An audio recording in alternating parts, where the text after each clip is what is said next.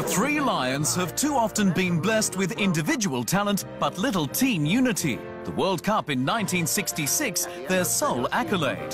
The decorated old brigade may have made way for the modern, marketable, but trophyless men of the colour TV era. So, who gets the nod?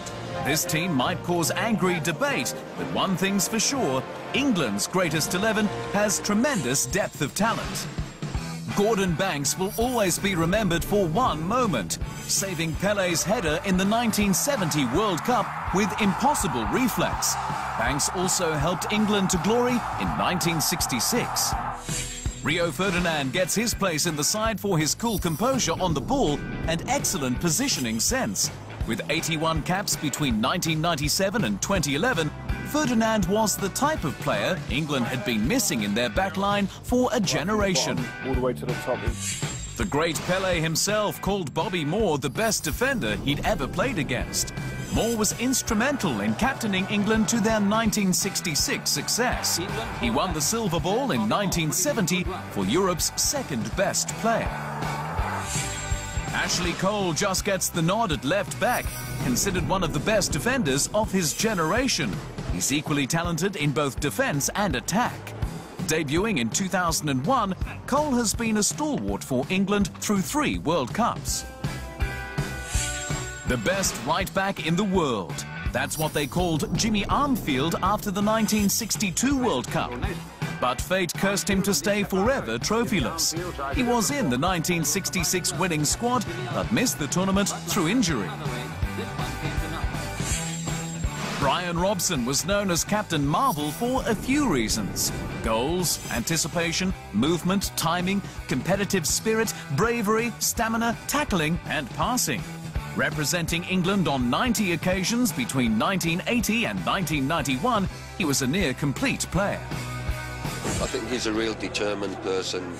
Widely recognised as England's greatest footballer of all time, Bobby Charlton was a midfielder with excellent stamina, mastery over the ball and goals. He's England's top goal scorer with 49 goals in 106 games. The star player of the 1966 World Cup, he was awarded the Ballon d'Or that same year and finished runner-up in the following 2 seasons.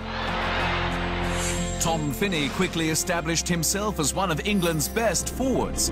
A dribbler with great technique and balance, as well as a fine passer and header of the ball, he scored 30 goals, the record in the 1950s.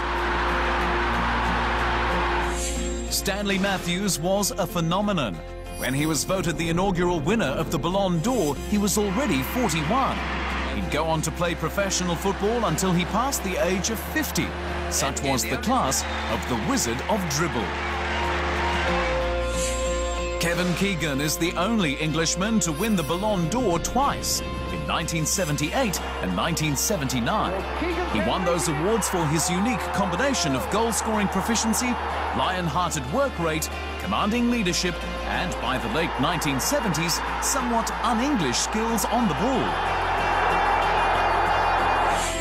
A man renowned for his instinctive striking abilities, Jimmy Greaves scored 44 goals for England in 57 games. Far and away England's best striker in the very decade England won the World Cup, injury robbed him of the chance to hold the Jules Rimet trophy. England's team is naturally dominated by the last generation to win any silverware. But what about David Beckham, you ask? His curling free kicks and truly inspiring captaincy deserve a spot. And if it wasn't for Sir Stanley Matthews, there'd be no argument.